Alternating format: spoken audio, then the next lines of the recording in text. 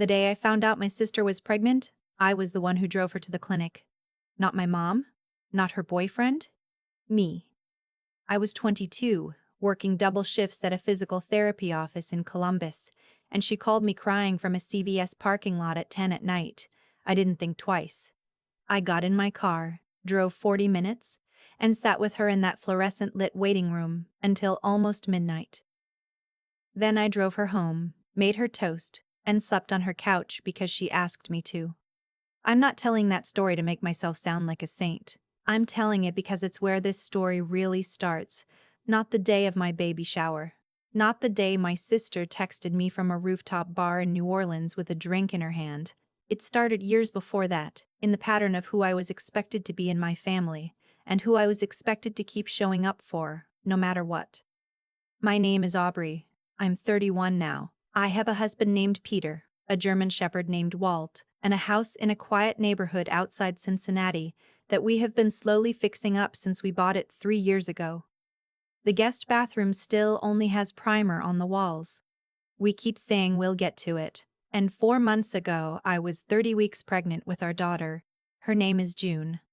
We picked it the night we found out she was a girl, sitting on the kitchen floor eating cereal at 2 in the morning because I was too hungry to sleep, and Peter was too excited to let me celebrate alone. We hadn't told anyone the name yet. It felt like something that belonged only to us for a little while. I want to tell you about June's baby shower first, because that's where everything came apart, but I also need to tell you about what came before it, because none of it makes sense without the before. My family is loud and close and complicated in the way that a lot of families are loud and close and complicated. Meaning the closeness is sometimes real and sometimes just obligation wearing a familiar face. My mom is the kind of woman who remembers every birthday, sends cards for no reason, and will also tell you in the same breath that your haircut makes your face look a little round. My dad has always been quieter, more measured. My sister, I'll call her my sister because that's what she is even now, is 4 years younger than me and has always moved through the world like it was designed with her in mind. Her name is not on that list I'm not supposed to use, so I'll just call her what she's always been, the one everyone made room for. When Peter and I got pregnant, my mom cried. Good tears. She called her best friend from the driveway before she even came back inside. My father shook Peter's hand and then hugged me for a long time without saying anything, which from him means everything. My sister sent me a string of balloon emojis and said we needed to celebrate. My mother-in-law, Dottie, offered to throw the shower. She's the kind of woman who makes an event feel like a real event. She has opinions about floral arrangements and knows the difference between a party and a gathering. Peter's family is small, but warm. I said yes immediately. We settled on the 3rd Saturday in March. My mom said she'd help. My sister said she'd come early to set up.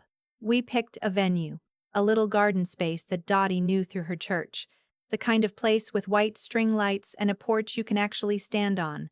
Peter's aunt offered to make the cake. My best friend Marlo was flying in from Portland. I had a dress picked out that still fit me at 30 weeks if I didn't breathe too hard. Everything felt right. That's the thing I keep coming back to. Not that I had some nagging feeling something was wrong. Everything actually felt right. 3 weeks before the shower, my sister called me. She and her boyfriend, who I will call her boyfriend because nothing else ever stuck between them, had been talking about a trip. A long weekend in New Orleans, Jazz Fest, specifically. A group of their friends were going. She had been talking about it for months, the way she talks about things, like they are already decided, and she is just narrating the future. It's the same weekend, I said. I know, as my shower. I know, Aubrey, I know that, but it's Jazz Fest. And we already bought the tickets. I didn't say anything for a second. You bought tickets before I set the date? No, I bought them like 2 months ago. I didn't think it was a big deal then. You knew the date 2 months ago. There was a pause. Then, I really thought you'd understand. You know how long I've wanted to go. I want to tell you I said something sharp and articulate. I want to tell you I held my ground immediately and clearly. I didn't. I said I needed to think about it. I hung up and sat on the kitchen floor. The same floor where Peter and I had eaten cereal and named our daughter. And I cried. Peter found me there. He didn't say anything for a minute. Just sat down next to me and put his hand on my knee. "She's not coming," I told him. He already knew from my face. "I'm sorry," he said. "Not she'll probably change her mind. Not I'm sure she has a reason. Just, I'm sorry." That was the moment I understood something I had probably known for years without letting myself know it. My sister had always been the one things were planned around, and I had always been the one doing the planning around her. I told my mom the next day. I don't know exactly what I expected her to say. I think I hoped she would call my sister and say something definitive, that missing your pregnant sister's baby shower for a music festival was not something that happened in our family, that certain things mattered more than other things. What my mom said was, "Well, you know how she is about Jazz Fest." And then, "I'm sure she feels terrible about it." She did not call my sister, or if she did, it didn't change anything. The shower happened without her. It was a beautiful day, actually, cold but sunny, the kind of March morning that looks like it was photographed. Dottie had outdone herself. There were flowers everywhere, pale yellow and white, and the cake was 3 tiers with dried citrus on top, and it tasted like something out of a bakery. Marlo cried when she saw me. Peter's aunt gave me a hug that lasted long enough to matter. My mom was there, laughing and pouring coffee and taking pictures, and for most of the afternoon it was possible to just be in it. But there was a chair at the table that nobody sat in. I noticed it the way you notice something that's been bothering you before you can name why. A folding chair with a white cushion, pushed slightly back, never claimed. My mom had set it out. She hadn't moved it when my sister didn't show. I didn't say anything about it. I opened gifts and laughed at the right moments and thanked everyone who came. I held a tiny pair of yellow pajamas up and said they were the sweetest thing I'd ever seen. Marlo took pictures on her film camera. It was real, all of it. My phone buzzed around 1 in the afternoon. My sister, a photo. She and her boyfriend and a group of people I half recognized, standing on a balcony somewhere in the French Quarter. She had a plastic cup in her hand with a long straw. Everyone was smiling. The caption was, "Wish you were here." I stared at it for probably 30 seconds. I put my phone face down on the table and went back to my baby shower. I didn't respond to the text. Not that day. Not that week. She texted again 2 days later asking if I was okay and saying she hoped the shower was fun. I still didn't respond. Peter knew. Marlo knew because I called her from the car on the way to a prenatal appointment and cried for the entire 20-minute drive. She didn't try to fix it. She just stayed on the line and said, "Yeah," at the right moments. And that was exactly right. What I hadn't told anyone yet was what I'd started thinking about in the days after the shower. For 3 years, I had been the emergency contact for my sister's life. Not literally, not on any form, but functionally. When she bounced a rent check, I covered it until she got paid. When she and her boyfriend broke up the first time, I drove to her apartment with wine and stayed until 2 in the morning 2 Fridays in a row. When she needed someone to co-sign a lease on a new place 2 years ago because her credit wasn't where it needed to be, she called me and I said yes without really thinking about whether it was a good idea. I thought about the co-sign a lot after the shower, because here's the thing about co-signing someone's lease. You are legally responsible for it. If she doesn't pay, it comes to me. If she breaks the lease, it shows up on my credit. I had done this as an act of love, without conditions, because she was my sister, and she needed help. And that was what we did for each other. The problem, the thing I had been not quite letting myself see, was that what we did for each other was a sentence that only moved in one direction. When I was 22, I drove to a CVS parking lot at 10 o'clock at night because she needed me. When I was 30 weeks pregnant, she was in New Orleans. I called a friend of mine who works in property law, not a close friend but someone I trusted, and I asked her, hypothetically, what my options were if I wanted to remove my name from a co-signed lease. She told me it wasn't simple. The landlord would need to agree. The remaining tenant would need to qualify independently. But it wasn't impossible, especially if the lease was coming up for renewal, which my sister's was, in 6 weeks. I filed a request to be removed from the lease. I didn't tell my sister. I didn't tell my mom. I drafted the paperwork, sent it to the property management company, and waited. I want to be honest about what I was feeling, because I think it would be easy to make this sound like cold calculation. It wasn't. I cried more than once while I was doing this. I sat in the nursery we'd painted a soft sage green and looked at the crib we'd assembled in 3 hours on a Sunday afternoon. And I thought about what kind of mother I wanted to be. What I wanted to model for June, even from the very beginning, even before she was born. I didn't want to model that love meant absorbing everything without limit. I didn't want her to grow up watching me disappear piece by piece into other people's needs while mine sat in a corner waiting. I also wasn't trying to blow up my family. I want to be clear about that. I was trying to draw a line that should have existed years ago. 6 days after I submitted the paperwork, my sister called me. She had heard from the property management company. They'd contacted her as part of the process to let her know that the cosigner was requesting removal and to ask whether she could qualify independently. She could not. "What did you do?" she said. Her voice was somewhere between disbelief and fury. "I removed myself from your lease," I said. I was sitting at the kitchen table with a cup of decaf and I kept both hands wrapped around it. "Without telling me? You'll have 6 weeks before renewal. That's enough time to figure it out." "Aubrey." Her voice shifted. Not softer, exactly, but different. The way people get when they realize anger isn't going to work, and they need to try something else. "I can't qualify on my own right now. You know that." "I know." "So what am I supposed to do?" "You could talk to your boyfriend. You could find a roommate. You could look for a place that fits what you actually qualify for. You're punishing me because I didn't come to your shower." I let that sit for a second. "I'm protecting myself," I said. "I'm 8 weeks from my due date and I have been someone you could count on for years.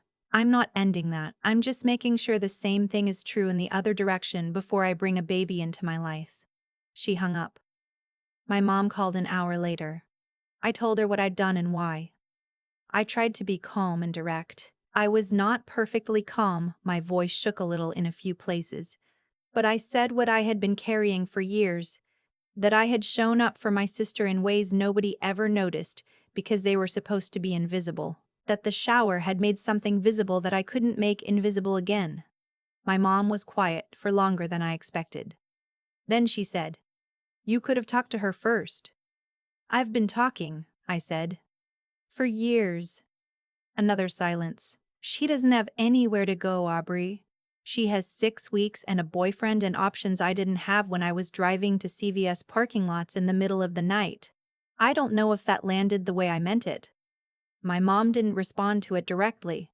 She said she needed some time to think. She said she hoped I'd reconsider. She said this was a lot to deal with right now. And I said, "I know. I'm 30 weeks pregnant. Everything is a lot right now." She didn't call back that day. I called Marlo that night. I told her everything, the lease paperwork, the call with my sister, my mom. She listened without interrupting, which is one of the things I love most about her. "Are you scared?" she asked when I finished. "Yes," I said. "Of what?" I had to think about it. That I did the right thing, and it still cost me everything. She didn't tell me that wouldn't happen. She said, "Then you'd have done the right thing, and it still cost you everything, and you'd still be you." Peter said something similar that night, in fewer words. We were lying in bed and I was doing that thing where I stare at the ceiling and my brain won't stop, and he put his hand on my stomach where June was doing her thing. She moves the most at night, this rolling, tumbling movement like she's trying to get comfortable, and he said, "Whatever happens with them, you and me and her, that's the family. The rest is extra." I held on to that. The weeks that followed were quiet in a way that felt intentional on everyone's part. My sister didn't reach out again. My mom called twice.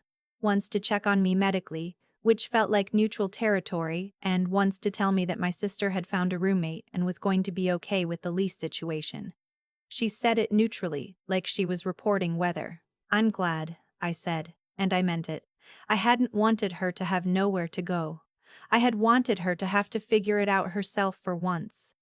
"She's still upset," my mom added. "I know. Are you going to reach out when I'm ready? My mom didn't push it. That surprised me a little. Maybe she was doing her own processing. Maybe she saw something she hadn't let herself see before. I don't know. I didn't ask. Marlo came back to stay with us for the last 2 weeks before my due date. She slept in the guest room with the primer walls and said they looked fine. Which is why we're friends. She came to 2 prenatal appointments with me and held my hand when they did the final ultrasound, and June's face appeared on the screen. That grainy, startling, unmistakable face. And both of us cried. My mom came to visit the week before my due date. Just her. We sat on the back porch in the afternoon and drank decaf, and she looked at the yard, which Peter has been slowly converting to a vegetable garden, and she said, "I keep thinking about that night you drove to get your sister." I looked at her. "I never said thank you for that," she said. "I should have." I didn't say anything. She wasn't done. "I think I let things be unequal for a long time because it was easier," she said. "Because you didn't make noise when things weren't fair. And she always did." I nodded. "That wasn't right," she said. "I'm sorry. It was a small thing, maybe. 2 sentences. But my mom is not someone who apologizes easily or often, and I knew what it cost her to say it." I reached over and put my hand on hers. "Thank you," I said. We sat there for a while without talking, which with my mom is rare enough to be its own kind of gift. June was born 11 days later, at 6:47 in the morning. After 14 hours that I will not be recapping here, because some things belong only to the people in the room. She weighed 7 pounds, 4 ounces. She had Peter's nose and my chin and a very serious expression, like she was already thinking something over. Peter cried before I did, which I expected. My mom was in the waiting room. When they brought her in, she held June for a long time without saying anything. And her face did something I don't have words for. My dad was there too. And he cried. Which I have seen happen maybe twice in my life. My sister sent flowers. White ranunculus, which are my favorite, and I think she knew that. The card said, "Congratulations. She's so lucky to have you. I'm not sure what the future looks like between me and my sister. I'm not all the way through whatever this is. There are things I'm still sitting with, and things she's probably sitting with too. And somewhere down the road I think we'll be in the same room and have to figure out what we are to each other now. I hope we figure it out. I genuinely do. But I also know something now that I didn't let myself know before. That love is not the same as unlimited availability. That showing up for people is good and right and worth doing. And it also requires that there be some sense, somewhere, that the showing up is mutual, that you're in a relationship, not a transaction with sentimental packaging. June is asleep in the next room right now. It's almost 11 and she'll be up again in 2 hours, and I will be exhausted tomorrow in the way that has become my new normal. A good, tired, mostly, underneath the hard parts. Peter is in there with her now. I can hear him doing the thing he does when he thinks I'm asleep. He sings to her very quietly, this old song his dad used to sing to him that he's never told me the name of. It's low, and I can just barely hear it through the monitor, and every time I hear it, I think, this is the family. The rest is extra. And I think about the chair at the shower that nobody sat in. The empty cushion, the unoccupied space. I don't look at it with the same pain anymore. Mostly I look at it and think about how much room it left, how much space there was once I stopped filling it with expectations. June doesn't need to know any of this yet. One day maybe I'll tell her, when she's old enough and the story has settled into something that doesn't shake when I hold it. I'll tell her, there was a day your mom had to choose between what was familiar and what was true. She chose true. I hope she thinks that was the right call. I think she will. I've been thinking a lot about the version of me that drove to that CVS parking lot at 10 o'clock at night. 22 years old, working doubles, no question in my mind. My sister needed me and I went. That's it. That was the whole equation. What I didn't understand then, what took me almost a decade to see clearly, is that love and limits are not opposites. I thought they were. I thought setting a boundary meant you loved someone less, That it was a door closing instead of a door being built properly so it could actually open and close as needed. I spent years leaving my door propped open and calling it loyalty. The thing about always being the one who shows up is that it can quietly teach the people around you that your showing up is guaranteed, not earned, not something they need to tend to. Just there, like weather. And when something is treated like weather, nobody thinks to be grateful for it, they only notice when it stops. I don't think my sister is a bad person. I want to say that clearly. I think she grew up in the same family I did, where certain patterns went unquestioned for so long they became invisible. Where I made noise by not making noise and she got attention by needing it. That's not a villain story. It's just how some families calibrate, quietly and over years. Until somebody finally asks, wait, is this working for everyone? Removing my name from that lease was the first time I asked that question out loud. Not with words, with action. And action, I've learned, is the only language that actually lands. There's a version of the story where I say I had a plan, that I knew exactly what I was doing and why. That's not quite true. I was 30 weeks pregnant and exhausted and sitting with something I'd been carrying so long I'd stopped noticing the weight. What I did know was this: I was about to become someone's mother. I was about to be the first person June looked to when she needed to understand how the world worked, how relationships worked, what she was worth, and what she could expect from the people who loved her. I couldn't hand her a manual that said, give everything, ask for nothing, and call it love. So I chose differently. Not perfectly. I was scared the entire time, and I cried more than once. And I still don't know exactly what my sister and I will look like 5 years from now. But I chose from my actual values instead of from my habit of making things smooth for everyone else. That's what I think courage really is, most of the time. Not the dramatic version. Not the speech or the confrontation. Just the quiet moment where you decide to stop pretending something is fine when it isn't. Where you let the discomfort exist instead of rushing to cover it up. Aubrey from 10 years ago would have swallowed the hurt from that empty chair and sent her sister a heart emoji and moved on. And nobody would have known anything was wrong. And nothing would have changed. I'm glad I'm not her anymore. June is asleep right now and the house is quiet and I can hear Peter in the kitchen. Some things cost something. That's just true. But I think the things worth having usually do.